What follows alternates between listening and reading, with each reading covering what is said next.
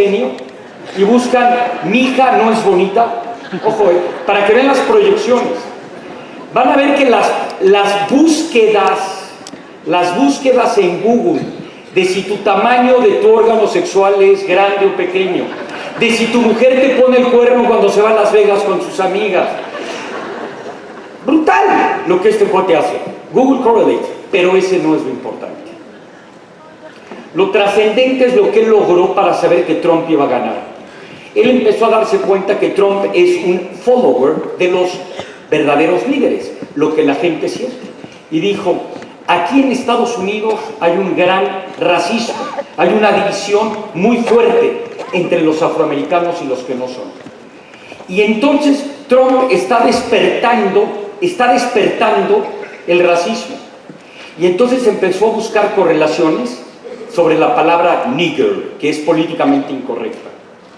Y se empezó a dar cuenta que donde la búsqueda de la palabra nigger existía, esos lugares inmediatamente con Big Data iban a votar a favor de Trump.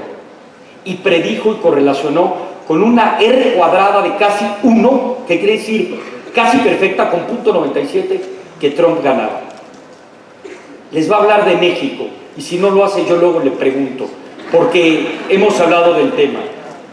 Seth es una mente brillante, es un verdadero pensador, nerd, que tiene intuición, que puede contestar una pregunta muy incendiaria. De verdad, todos mentimos y Google sabe más de nosotros que nosotros mismos, de nuestro propio ser. Bienvenido, Seth, welcome.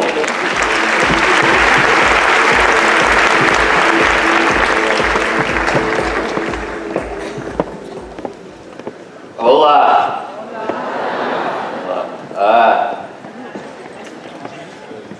For the past 80 years, if you want to understand what people are doing, if you want to know what they're thinking, what they're going to do, why they do the things they do, you have one approach.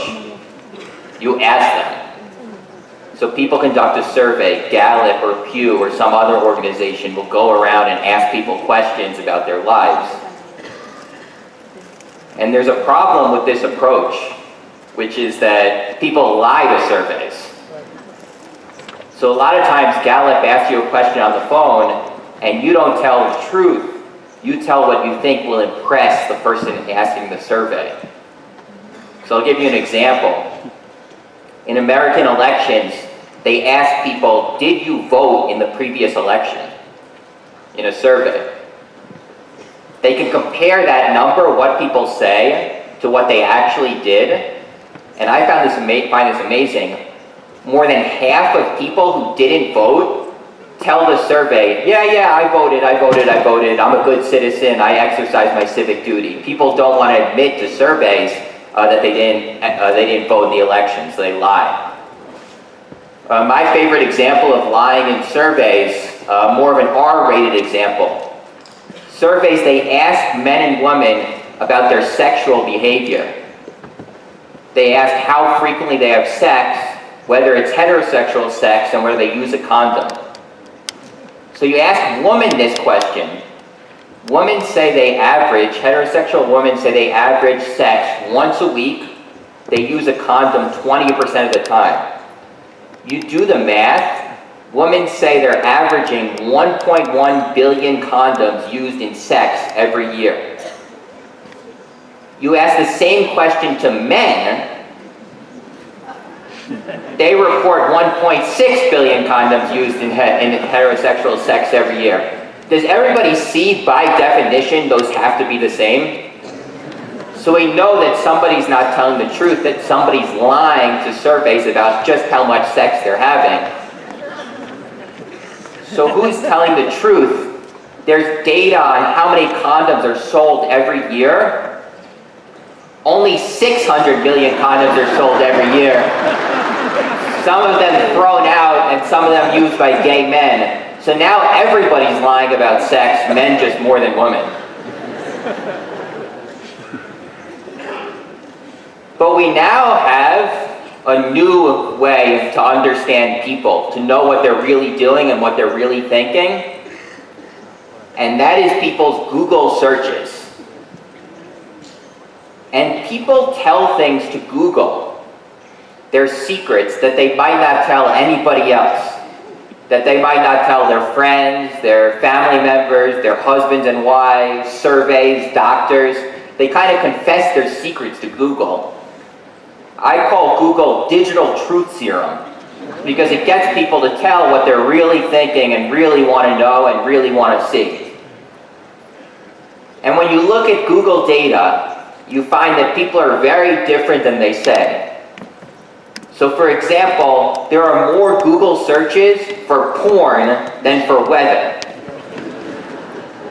Even though if you ask people in a survey, do you watch porn? Fewer than 20% of people admit that they watch porn. Everybody, of course, would say, yeah, I check the weather. And over again, we see that data from Google Trends, data set I analyze, is better than data from surveys, from what people say. It's more predictive of what they're actually going to do. So for example, I said you can't really trust when people say, if you ask people, are you going to vote in the upcoming election? Everybody says in a survey, yes, I'm going to vote, sure, I'm going to vote. And it doesn't tell us whether they actually turn out to vote. But you can look at Google searches, how to vote, where to vote, polling places. These predict with great accuracy if more people are searching for information on voting, more people turn out to vote. Another example, it's a sad example, but I think an important example. Millions of people search on Google suicidal, how to commit suicide, ways to commit suicide. These searches predict actual suicides in an area. So when more people are searching for ways to commit suicide, more people end up committing suicide. And we want to think as a society, how can we use this information to maybe help people struggling with mental illness, with suicidal thoughts. And this is how I started my research on Google searches. I measured racism. So if you ask people in a survey, are you racist? What do you think people say? No, of course not me, you got the wrong person, not in a million years, I don't have those attitudes. People don't want to admit that they have racist thoughts. But I was shocked by how many people make racist searches on Google. So this is the United States, obviously. I need to use offensive language, if you can imagine what a racist search is. So just to understand the science, the research. This is a map of Google searches that include the word nigger. Really, really nasty word, obviously horrible word mocking African Americans. Most people making these searches are looking for jokes mocking and humiliating African Americans in the United States. And I was shocked by how common these searches are made. So people make this search for the word nigger more than they search for migraine, economist, Lakers. It's not a fringe search. Millions of Americans make these searches even though they've never admitted. So I did this research and I said, and darker red means higher racism, lighter red means lower racism. And I created this map. I said, there's a racism problem in the United States that people don't know about. And when I first did the research, a lot of people kind of ignored it. Okay, what does this even mean? But recently we had a presidential candidate in the United States by the name of Donald Trump. And he said some very racist things. He questioned whether Barack Obama, the first black president, was born in the United States. He retweeted false statistics about how frequently blacks commit crime. He got involved with tweeting things related to the KKK or white nationalism. And people ask me, you have this map of secret racism in the United States from Google searches, from people searching these jokes mocking black people. Does that explain why Donald Trump is doing so well?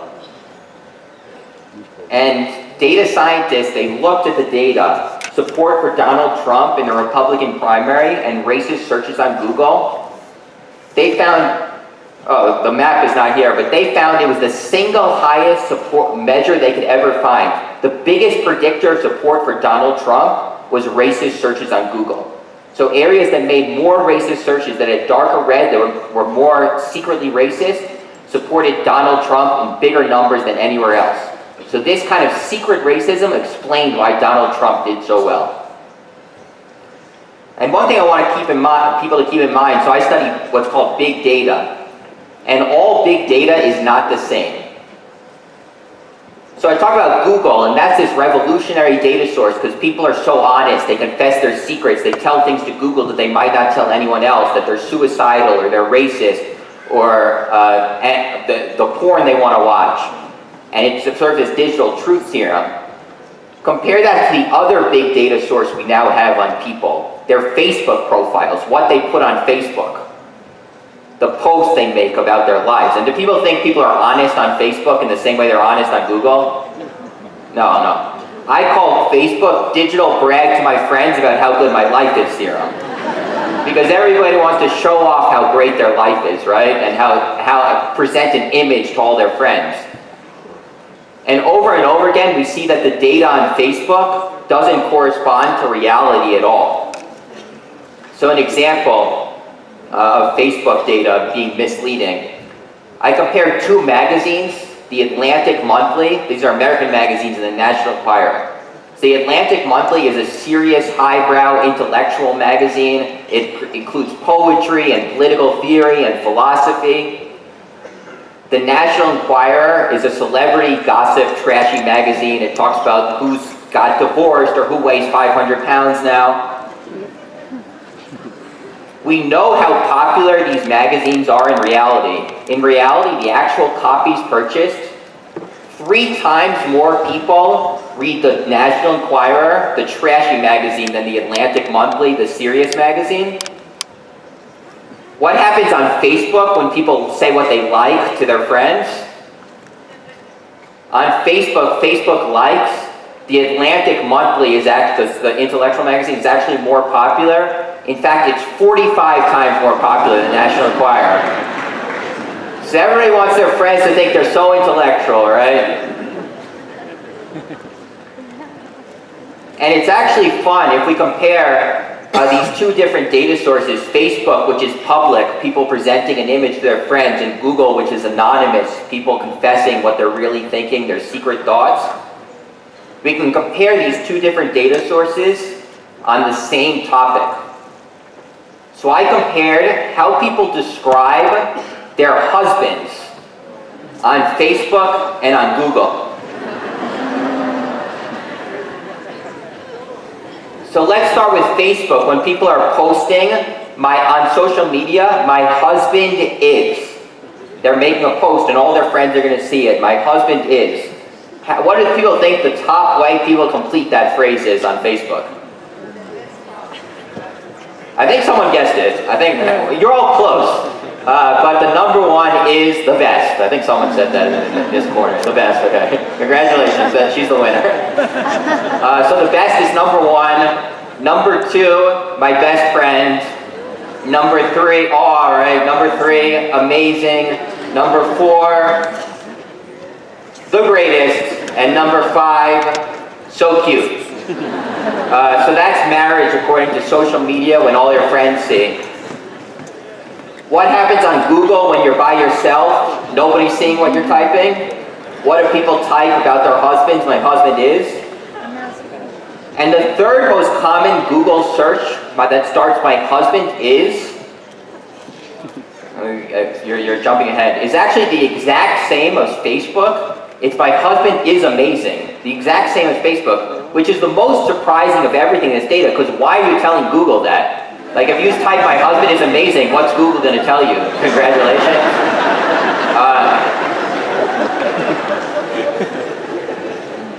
So that one checks out as the same social media public, Google private.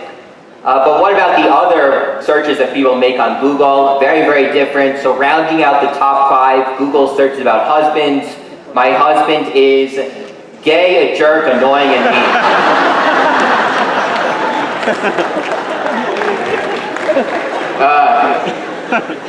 So I have a lot more on all this topic on my book, Everybody Lies, which is in the bookstore as well. And I think I'm going to just take a couple questions, if we still have time, for Andres. But thank you very much. Gracias. Gracias. Bravo, wow. Seth, please keep talking. When I read your book, I was surprised of many things. One that for me was really shocking was about the search of incest. Could you share a little bit about it? Yeah.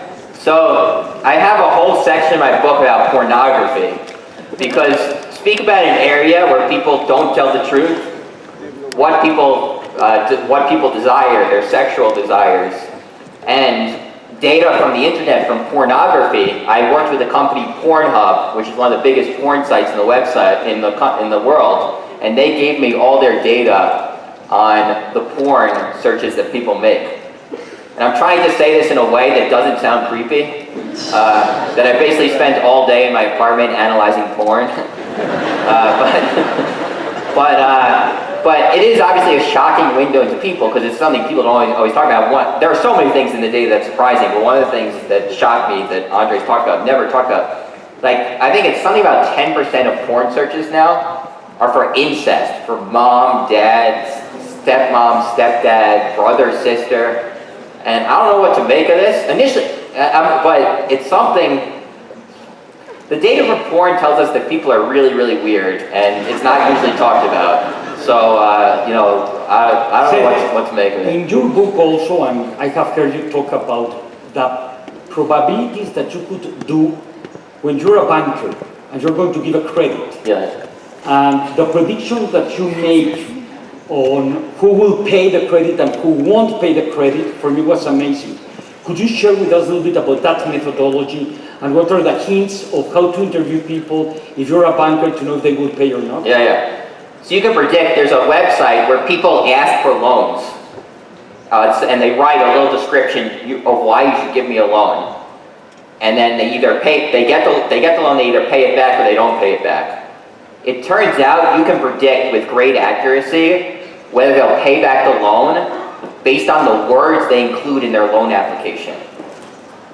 So if they include the phrase, "I promise," they're not paying back the loan. So don't give a loan to anybody who uses the phrase, "I promise." And then that's maybe not so shocking, but some of them are like, sometimes data we don't even understand why. If you use the phrase "thank you," less likely to pay back a loan. I don't know why, but it's in the data. And if you use the word "God," way less likely to pay back a loan. So I don't know. It's kind of a little creepy, because you can imagine you're a nice person, you have every intention of paying back the loan, and you end your email, you end your little application with "and God bless you," and "thank you and God bless you," you don't get the loan. So I don't know. It's a little. I think there's a frightening aspect to the power of big data. That could prove that God exists or it does not. I'm just kidding. About Mexico. Mexico. I remember that when I met you and we had a nice coffee and then we have lunch in New York, I told you, could you search about Mexico? Yeah. And something that you mentioned to me 2 or 3 weeks later was Mexicans are concerned about public policy much more than Americans. Do you remember that? I vaguely remember that. Please. Yeah, so I think. What was your search at the end? Yeah, I don't remember. I have to look into it again, but there does seem to be more interest. So when you look at Americans and what they search about politicians, it's never their policy. It's like, how old is Trump? Why is Trump's hair real? Why is Trump orange? Like, they're just all questions about what people look like. And Mexicans, actually, they're less superficial. They actually ask questions like, what are you going to do about poverty? What are you going to do about income inequality? So I was impressed with Mexicans. That's the number one thing that impressed me about Mexicans. The other thing that impressed me about Mexicans is I looked at the searches around the world that people make about when their wife is pregnant, the Google searches people make when they have a pregnant wife around the world. And the top searches about my pregnant wife in Mexico my Spanish is horrible. This might be horrible. Frases de amor para mi esposa embarazada. Words of love to my pregnant wife. And poemas para mi esposa embarazada. Poems for my pregnant wife. Like, amazing. And I looked in the United States, my country, the top search about pregnant wife. My wife is pregnant, now what? And my wife is pregnant, what do I do? So, I think Mexicans are the clear, Mexican men, a round of applause for Mexican husbands and how they treat their... ¡Bravo! Señoras y señores, un gran aplauso. Thank you very much. El libro se encuentra, primero, Gratitud de Librería Gandhi, patrocinador de las Solas Ideas. Allí se encuentran los libros de Seth. Antes de pasar a nuestra última participante, quiero dar una gratitud.